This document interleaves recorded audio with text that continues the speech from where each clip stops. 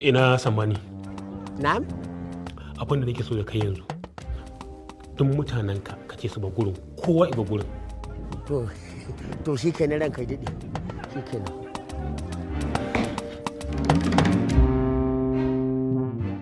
A lafiya goji. Ai na lakwaya ta neman cewar wai ka fito daga dogon dari. Allah sarki. Yau kwana na 5 kenan. Da fitowa. A can na fama da gamsa na ga. Sarki. Mun tambaye ka mana. Ni na gan ku da kayan aiki na zuwa ne haka. Wallahi honorable ne ya dan mana wani dunkuli zamu dan je filin zaben nan zamu dan yi wani zawo a cikin gagare kuma dunkuli mai nauyi ya bana fa. Wallahi tallahi. So yanzu ba kawai da dadi kai ma ai mu juya da dare kaga na ka samu na mace haka. A kai haba mamman gangan kenan. Kamar yaya? To ashe ban daddala ba kenan. Shekara ta 3 fa. A gidan maza ba da wani aiki sai cin gabza sai fama da kwarkwata. Ni ma irin haka kamar da wasa fa. Akwatin zaben naje na sace gaba daya. Da aka kama ni kowa ya juya mun baya. Biyu ne babu.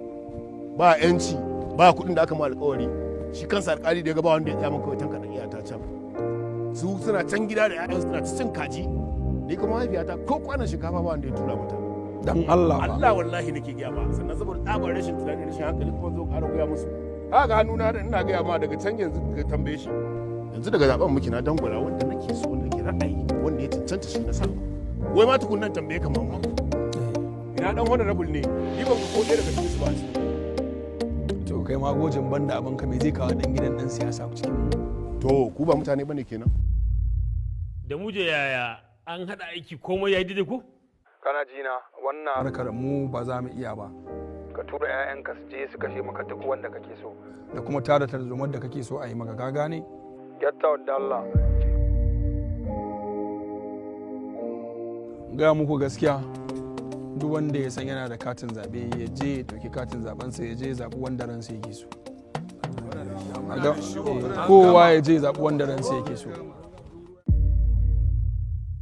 Duk mutumin da aka samu kai tsaye ko ta hanyar wakilci da laifin yin amfani da barazana ko ƙarfi ko tashin hankali, ko ya ji wa jama'a rauni, ko kuma barazanar ji wa wasu rauni ko ya lalata wasu kaya, da niyyar tilasta mutane su yi zaɓe ko kuma hana yin zaɓe, ko kuma ya hana zaɓe mai nagarta, to ya aikata laifin da hukuncinsa shine biyan tarar Naira miliyan 1 ko ɗaurin shekara 3. Wannan saƙo ne daga BBC Hausa tare da tallafin gidauniyar AK'KING.